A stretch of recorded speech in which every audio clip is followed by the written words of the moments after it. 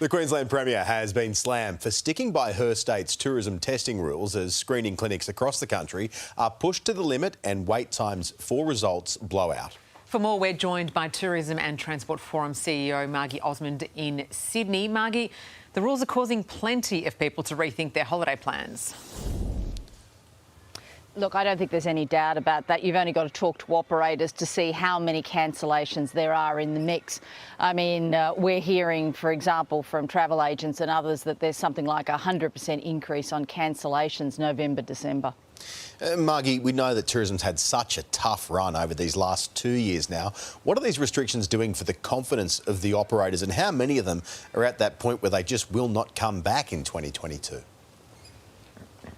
Yeah, and look, this is the really worrying part of this. I mean, certainly from our point of view, we did some surveying a couple of months ago, and at least a third of the businesses we spoke to across the country said there was a very strong chance they wouldn't be here after Christmas. So a third of them said they were worried that they wouldn't make it past Christmas.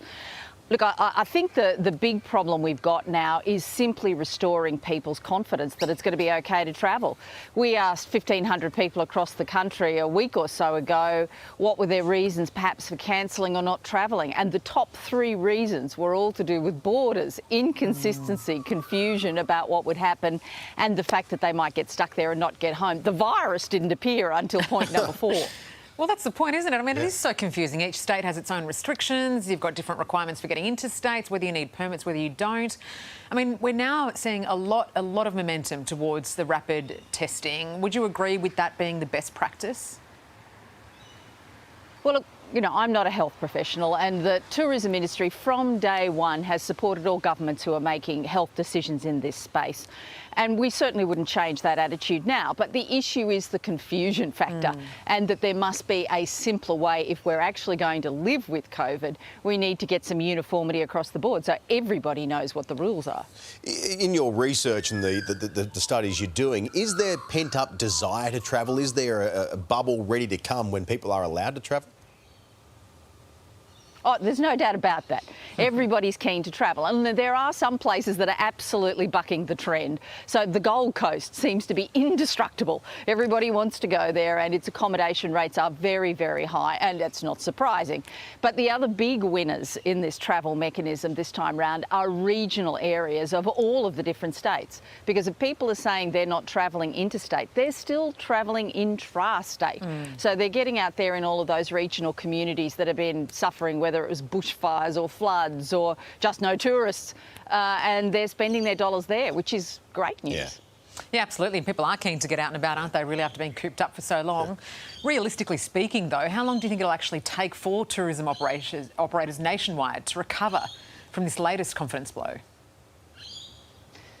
Look, we need really, really strong domestic growth to actually survive. To really recover, we need international back, and we're not going to see international back probably until the second half of next year. And that's $3.5, maybe $4 billion a month that's being lost without that international mechanism as part of the mix. But look, you know, this is a very resilient industry. We would still be encouraging people to get out there and travel. And if you're not feeling comfortable about going interstate, at least get out there in your own backyard, because there's so many great things to see. We said there's people that want to travel. You know that there's time to travel with so many people on holidays at the moment. What's your advice? Is there any tips or any way of making it easier, of taking some of that uncertainty away for those travellers? Look, there's no doubt research is your friend. I say this all the time. And unfortunately, with the rules changing so regularly, even in Queensland, the PCR testing piece and the amount of times you've got to test will change on the 1st of January, which is great. We'd like to see it earlier, but look, there will be change. What you've got to do is keep in touch with the health sites in your particular state. Those health sites are doing a great job of staying completely up to date. So you need to be on them and see what the rules are for wherever you may be travelling. But as I say, I think the vast bulk of people who have travelled interstate this year are visiting friends and family, so they want to be even more careful. So it is about going to those websites, having a good look, and possibly having a travel agent, because certainly they're all over it and they'll be able to tell you what you need to know. They are right across the rules indeed. Margie, we appreciate your time this morning and send all our love to everyone that you represent and all those people that are struggling in the tourism industry, because we know just how tough the last 2 years have been. Thank you. Well, thank you so much, and have a wonderful new year. You too. To you.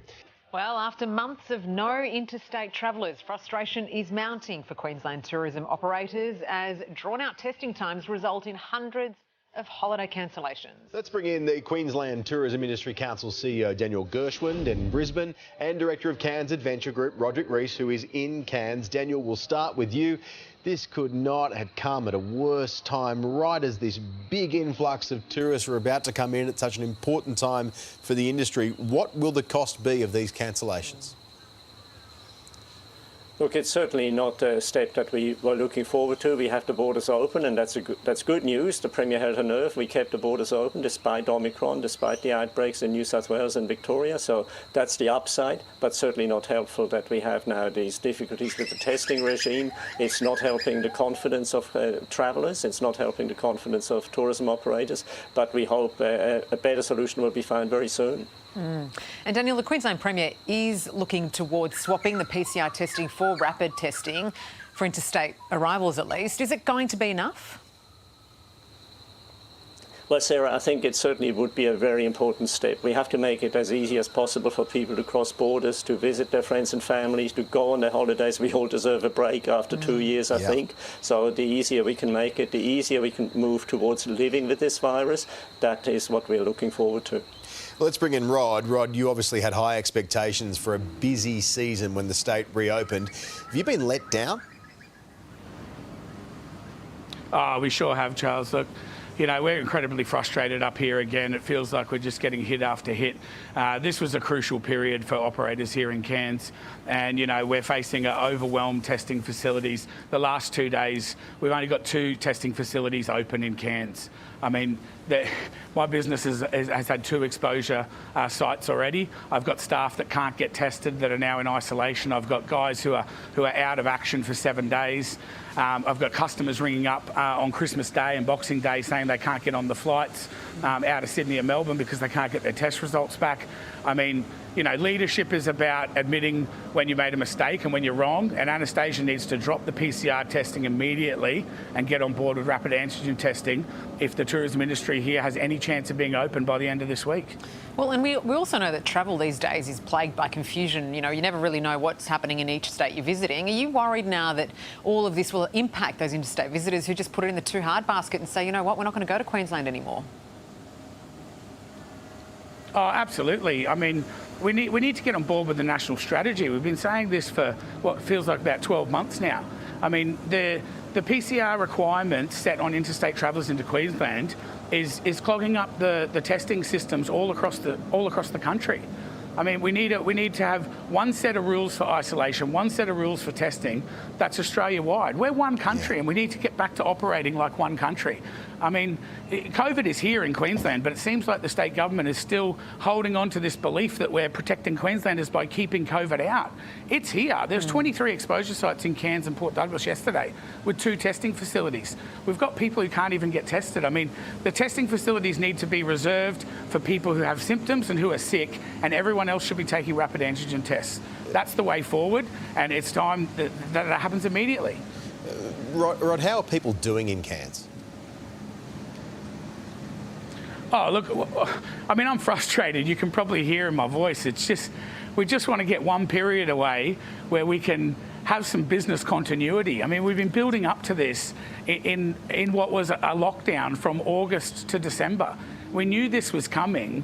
I mean, the fact that there's only 2 testing sites open and all of the private sector testing sites are on days off on the public holidays. How did the government not see that coming?